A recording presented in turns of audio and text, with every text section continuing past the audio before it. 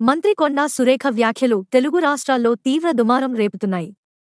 BRS నేతలపై ఆగ్రహం వ్యక్తం. సమంత నాగ చైతన్య విడాకులపై మాట్లాడిన కొండా సురేఖ సంచలన వ్యాఖ్యలు చేయడం ఇటు రాజకీయాల్లో అటు సినీ ఇండస్ట్రీలో ప్రకంపనలు రేపాయి.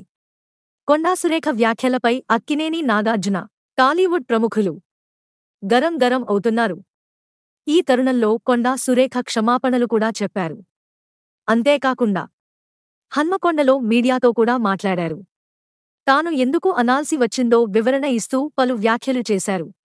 బీఆర్ఎస్ వర్కింగ్ ప్రెసిడెంట్ కేటీఆర్ తనపై రెచ్చగొట్టే వ్యాఖ్యలు చేయడంతో భావోద్వేగానికి గురైనట్లు మంత్రి కొండా సురేఖ తెలిపారు.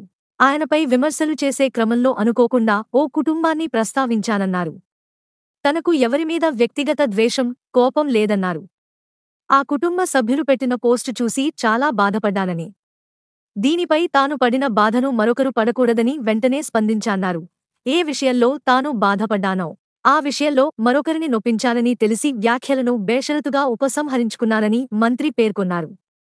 తాను పడిన బాధ వేరేవాళ్లు పడకూడదని ఈ నిర్ణయం తీసుకున్నానని కొండా సురేఖ పేర్కొన్నారు. అప్పుడే దీనిపై స్పందిస్తూ ఎక్స్లో పోస్టు చేశానని, కేటీఆర్ విషయంలో మాత్రం తగ్గేదే లేదని, ఆయన క్షమాపణ చెప్పాల్సిందేనని పేర్కొన్నారు. కేటీఆర్ లీగల్ నోటీసుపై న్యాయపరంగా ముందుకెళ్తామని కొండా సురేఖ పేర్కొన్నారు. కాగా నాగ చైతన్య సమంత కేటీఆర్ వల్లే విడాకులు తీసుకున్నారంటూ కొండా సురేఖ బుధవారం ఆరోపించారు. ఆమె కామెంట్స్పై పలువురు సినీ ప్రముఖులు ఆగ్రహం వ్యక్తం చేస్తున్న విషయం తెలిసిందే. ఆమె వ్యాఖ్యలపై అక్కినేని కుటుంబం ఆగ్రహం వ్యక్తం చేసింది.